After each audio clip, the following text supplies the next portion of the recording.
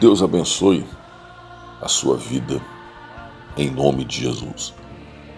Mais uma vez nós estamos aqui para trazer uma palavra de fé, de ânimo, de avivamento, de cura, de libertação para a sua vida, para a sua alma, para o seu corpo físico. E hoje eu quero meditar, segundo o direcionamento do Espírito Santo, no Evangelho de Mateus, capítulo 12, versículo 14 e versículo 15, que diz assim: retirando-se, porém, os fariseus, conspiravam contra ele sobre como lhe tirariam a vida. Mas Jesus, sabendo disto, afastou-se dali. Muitos o seguiram, e a todos ele curou. E a todos ele curou. Eu gostaria que você prestasse bastante atenção e eu vou tentar fazer com que esse vídeo não fique muito longo. Uma das coisas que o Espírito de Deus ele tem aberto os meus olhos dentro do nosso ministério, o meu ministério, o ministério da minha esposa, aquilo que Deus colocou na nossa mão, é exatamente isso. É trazer para as pessoas, lembrar as pessoas o intuito do Senhor aqui na terra. Ele veio trazer o reino de Deus, ele veio implantar o reino de Deus. E você tem que entender que ele ouviu essas palavras e essa intenção era do povo que conhecia a palavra. Era o povo que estudava a palavra. Era o povo que recebia dos seus antepassados as tradições da palavra, que eram ensinados desde pequeno a palavra, a lei. E aí talvez você pergunte, então, tá bom, o que tem de errado nisso então? Qual é o problema? E o problema está em alguns pontos que eu gostaria de falar com você bem rápido, para nós podermos entrar naquilo que eu gostaria de entrar. O primeiro ponto era que o povo dele, por isso que ele veio para as ovelhas perdidas de Israel, o povo dele estava sobrecarregado de tradições. Haviam muitas tradições, muitas coisas a cumprir. As tradições que às vezes impedem que o poder de Deus haja e que o Senhor faça aquilo que Ele quer fazer no nosso meio. As tradições. Segundo, eles estavam sob o peso de mais autoridades e de um sistema de governo insuportável. Eu quero que você reconheça, que você lembre que eles estavam sob o jugo de Roma. Roma estava dominando e eles estavam sob o jugo de Roma. E estavam sob o jugo de imperadores, governadores, pessoas locais, autoridades locais que colocavam um jugo sobre eles, do qual eles não podiam suportar. Por isso que eles estavam esperando um libertador. Ponto 3. Eles estavam sobre as cadeias do pecado e sem nenhuma possibilidade de livrar-se delas. Então eles estavam sobre um jugo emocional, e estavam sobre um jugo físico e estavam sobre um jugo espiritual. Olha a condição daquele povo, olha a condição que eles estavam. E para terminar, os seus líderes se achavam ainda piores. Então esse era o povo de Deus. Esse era o povo que estava lá e que ele estava no meio deles, que foi estabelecido no meio deles o reino de Deus. E aí eu pergunto para você, qual é a condição que nós nos encontramos hoje? Eu quero que você pare e analise, será que é uma condição parecida? É uma condição igual? Como nós estamos hoje? Será que nós estamos estabelecendo? Eu quero que você coloque isso na tua cabeça. Será que nós estamos estabelecendo esse reino no nosso meio? Esse reino de confronto, por isso essa imagem, esse reino de guerra, esse reino da luz, onde a luz vem combater as trevas, onde a luz ela vem simplesmente entrar e ela vem entregar as trevas que estão naquele lugar, porque ela vem para iluminar. Se tem alguma treva escondida dentro da tua casa, na tua vida, na tua família, nos teus filhos, a luz ela vem para isso, para poder descobrir aonde que ela está escondida, para simplesmente confrontar e declarar: olha, você está ali, eu te descobri, eu te vi. E não só isso, para tratar, para expulsar, para eliminar, em nome de Jesus. E aí você, ouvindo esse versículo, retirando-se, porém, os fariseus conspiravam contra ele sobre como lhe tirariam a vida. Por que queriam matar Jesus? Qual era o motivo dos fariseus quererem matar Jesus, conspirar para matar ele? Não era só inveja, a questão não é só essa.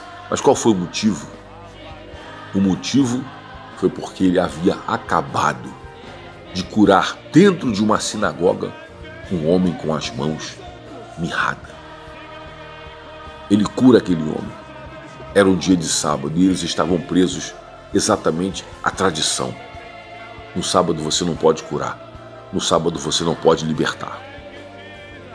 Eles estavam presos a essa tradição e não conseguiam enxergar que havia algo muito maior na frente deles. E é assim que às vezes nós encontramos muitos líderes e encontramos muitas igrejas. Não conseguem enxergar que há algo muito maior na frente deles. Há algo muito maior no nosso meio, que é o reino da luz, o reino espiritual. Talvez você nunca tenha prestado atenção no versículo que diz na Bíblia que o nosso Deus é o Pai das luzes. E ela veio exatamente para isso, para iluminar, para confrontar as trevas. Jesus acabava de curar aquele homem. E por ter feito isso num sábado, por ter feito esse milagre, operado esse milagre no sábado, queriam matá-lo. Estavam vendo a maneira que iriam matá-lo. Só que o Senhor, sabendo disso, ele se afasta. Ele sai dali. Ele vai embora. Porque o Senhor não veio buscar confronto. Ele veio falar a verdade. Ele veio expor a verdade. Ele é a própria verdade. Muitos o seguiam, diz a palavra. E a todos ele curou. Presta atenção. E a todos ele curou. Todos eles foram curados. Por quê? Porque nasceu no seu coração fé para ser curado. Nasceu no seu coração a fé para irem atrás dele, pedirem a cura, e o poder do Espírito Santo que estava no Senhor operou através dele para curar aquelas pessoas. Por isso a necessidade que nós temos ainda hoje, ela é iminente já agora, de nós sermos batizados no Espírito Santo, que é revestimento de poder. O crente que não é batizado no Espírito Santo não tem revestimento de poder para curar, para libertar, para entrar na casa do valente, para maniatar o valente. Não tem, por isso a necessidade. E muitos falam que ficou no passado, que não é necessário hoje nós sermos batizados no Espírito Santo. Fariseus, hipócritas, estão agindo da mesma maneira que eles estavam agindo na época de Jesus. Porque se você soubesse na sua vida o que é ter o batismo no Espírito Santo, esse poder dentro de você, você jamais falaria isso. Você fala isso porque você não tem e você despreza aquilo que você não tem. O reino de Deus, ele é confronto o tempo inteiro. Nós estamos vivendo uma guerra espiritual, uma batalha espiritual, onde você olha fora da igreja, dentro da igreja, há uma necessidade dessa guerra, desse confronto. Há uma necessidade de pessoas serem curadas dentro da igreja emocionalmente. Há uma necessidade das pessoas serem curadas dentro da igreja na alma. Na alma, tem pessoas feridas na alma. Tem pessoas que estão dentro da igreja que estão com a alma dilacerada por aquilo que tem passado. pessoas enfermas, enfermidades psicossomáticas. Você traz para você, traz a emoção, traz aquilo para o teu corpo físico e você adoece. Tem pessoas dentro da igreja que estão precisando de libertação. Espíritos obsessores estão em volta daquela pessoa e ela está na igreja. Espíritos estão atingindo a mente da pessoa com fortalezas espirituais e ela está lá dentro. Não estou falando de quem está aqui fora, lá dentro. Demônios estão agindo no corpo daquela pessoa, querendo transformar, há uma guerra, querendo transformar aquela pessoa que está dentro da igreja em homossexual, em lésbica, e está dentro da igreja. Então existe uma guerra, uma necessidade, e nós não podemos simplesmente fechar os nossos olhos e sermos tradicionais, seguirmos as tradições. Não, é confronto, é guerra, é partir para cima. Mas como que nós vamos fazer isso? Se nós ainda não entendemos, parece, aquilo que Jesus veio fazer. Parece que nós não entendemos ainda aquilo que o Senhor veio fazer aqui na terra. E estamos seguindo as tradições dos fariseus. Para terminar, o Senhor, há um versículo aqui muito tremendo, versículo 20. Não esmagará a cana quebrada, nem apagará o pavio que fumega, até que se faça vencedor o juízo. E o Senhor aqui, ele estava falando exatamente da condição daquele povo. O povo estava cansado, o povo estava quebrado, o povo estava dilacerado por aquilo que estava acontecendo com eles. Problema emocional, financeiro, saúde, físico, estava atingindo aquele povo. Eles estavam quebrados, como uma cana quebrada, que com um simples vento ela se parte. E o Senhor tinha que tomar muito cuidado, porque o Senhor sabia disso. E simplesmente o pavio que fumega estava quase se apagando. Não se apagará o pavio que fumega. O que é isso? O que quer dizer isso? Quer dizer, cuidado com aqueles que estão lá dentro. Cuidado com os que estão quebrados. Cuidado com aqueles que você olha e vê que há neles, sim, uma opressão. Estão atravessando uma luta, estão atravessando uma dificuldade.